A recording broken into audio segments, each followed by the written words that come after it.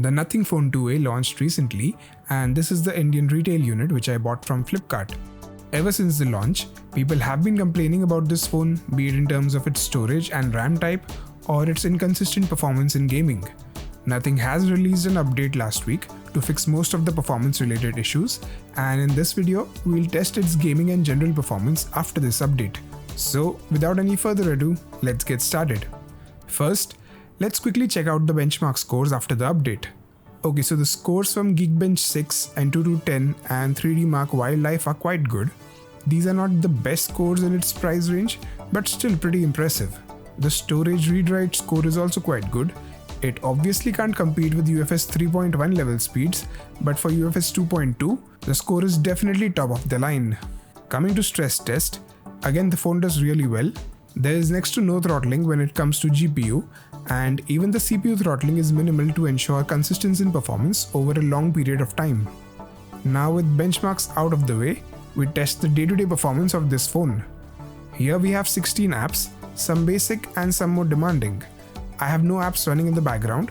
Now let's start opening these apps.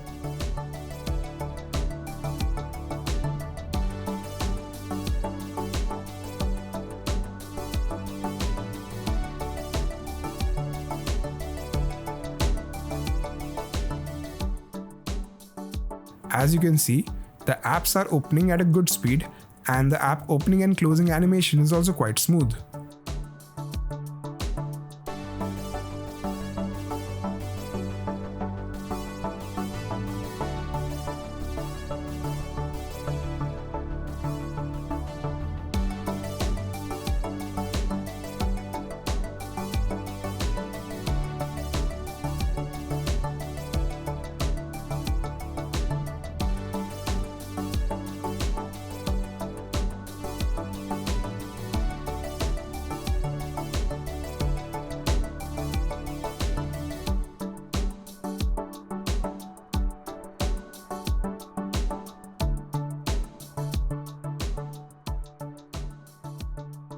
Now we'll test its RAM management.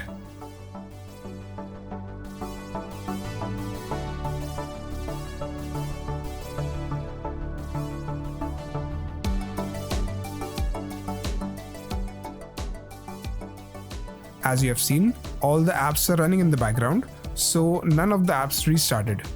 And the overall fluidity of using this phone is also very good. So in day-to-day use, this phone will provide one of the smoothest experience in its price range. Next is gaming. We'll test out 6 games here, starting with basic games like Subway Surfers and SkyForce Reloaded. These games natively support 120 FPS, but unfortunately they are limited to 60 FPS on this phone. This is not the limitation of this phone, but Nothing OS. Even on Nothing Phone 2, these games were limited to 60 FPS. I hope people at Nothing fix this issue. Even OnePlus used to have this silly limitation which they removed with the new version of Oxygen OS. Next is Call of Duty. This is a game where Nothing has enabled high frame rate, so you can play this game at 90 FPS. The game feels very smooth and responsive. I'll fast forward 15 minutes to see if it's able to maintain its frame rate over a long period of time.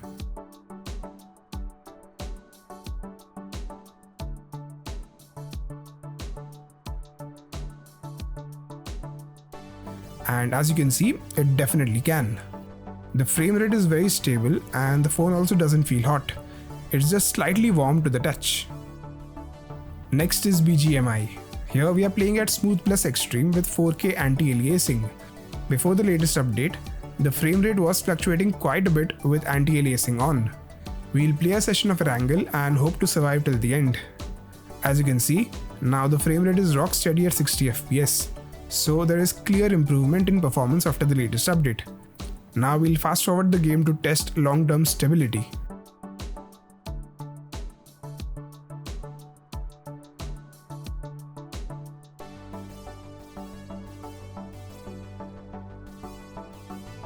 Okay, so even after nearly half an hour, the frame rate is very stable. Even the phone doesn't feel hot in the hand. So even with BGMI, the gaming experience is great. Next is Asphalt 9. This is a demanding game given how good it looks. Also, we'll be playing it at the highest quality at 60 FPS. Before the latest update, In multiplayer matches, the frame rate used to drop to around 40 FPS and the game felt jerky. But as you can see, now the frame rate is very stable and the gameplay feels very smooth even in multiplayer matches. Fast forwarding it 15 minutes.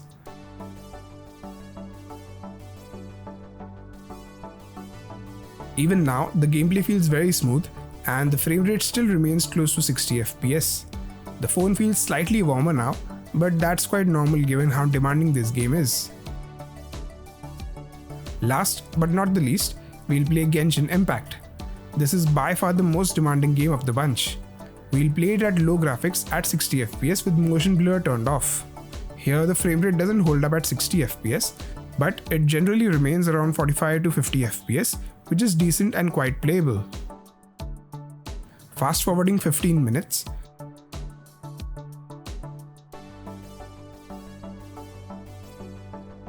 Even now, the frame rate is around 45 to 50 FPS and I have not encountered any jerks.